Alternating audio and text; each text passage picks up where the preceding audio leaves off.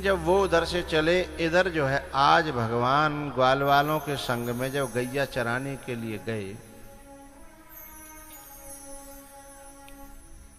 तो क्या हुआ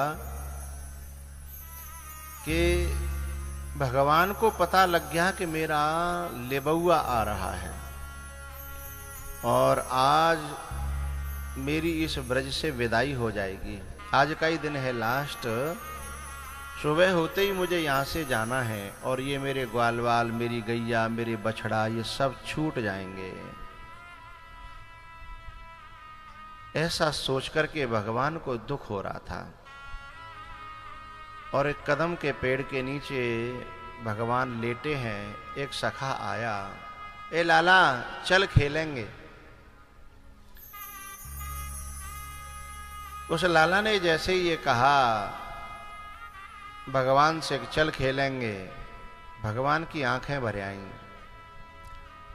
जैसे कोई बेटी की विदाई होने वाली होती है ना, तो वो हफ्ते 2 हफ्ते पहले से ही उसको रोना आने लगता है कि ये घर मेरा पराया हो जाएगा, ये मेरा कमरा, ये मेरी सखियां, ये सब पराये हो जाएंगे। अब ये नगला गुलाल की बच्चियां हैं जिन्होंने कलश उठाए हैं, कितना घुल मिल करके कथा सुन रही हैं, खेल रही हैं, ऊधम करती हैं, मस्ती करती हैं।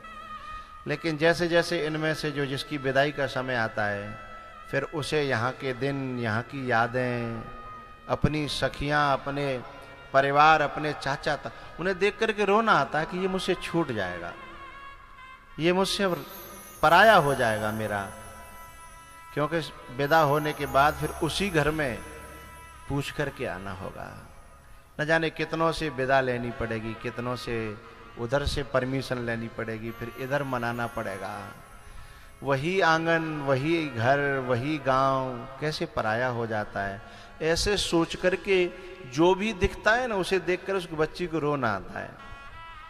चाचा दिखेंगे रोना आएगा, चाची दिखेगी रोना आएगा, सखियां दिखेंगी रोना आएगा। उसकी फीलिंग्स को कोई समझ नहीं पाता। बस भगवान को, उन सखाओं को देख करके इसी प्रकार से रोना आ रहा है। और आंखें भर आई। सखा बोले, और क्या बात है? बोले कोई बात नहीं है। इतने में वो सब सखाओं को बुला लिया, चलो रे चलो, लाला पता नहीं आज उदास है। अब तुम जितने श्रोता बैठे हो ना, जो बहुत कथा से कनेक्ट हुए होंगे, उनका कल से ही मन उदास होने लगा होगा कि कल लास्ट दिन है?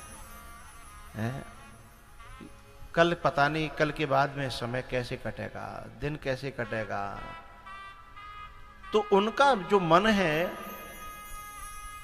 अब मेरा और तुम्हारा तो ये 7 दिन का, मुश्किल से 4 घंटे का मिलन था, लेकिन भगवान तो 12 वर्ष रहे, और वो भी दिन और रात रहे, संग खेले, संग कूदे। तो उनका प्रेम कितना हुआ होगा, इसकी कल्पना नहीं की जा सकती। सब सखा आए, बोले लाला क्या बात है? तब भगवान बोले, भैयाओ हमारो तुम्हारो इतने ही दिना को संग विधाता ने लिखो, अब मुझे तुमसे दूर होना पड़ेगा। इतनी बात सुनकर के तो सखा सभी रो पड़े। बोले ये कैसी बात कर रहा है तू? तुझे पता है अब तेरे बिना हम जगते ही बस तेरा चेहरा देखते हैं। तू हंसता है तो हंसते हैं, रोता है तो रोते हैं, खिलाता है तो खेलते हैं। पता है तेरे को? अब तेरे बिना जीवन की कल्पना कर पाना हमारे लिए संभव नहीं है।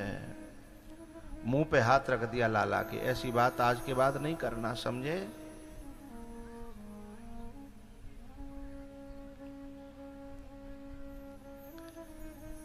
भगवान ने कहा, भैया कर्मन ते मिलवो भयो, हम भी किसी विधाता के अधीन हैं। मन की मर्जी से जीवन थोड़ी चलता है।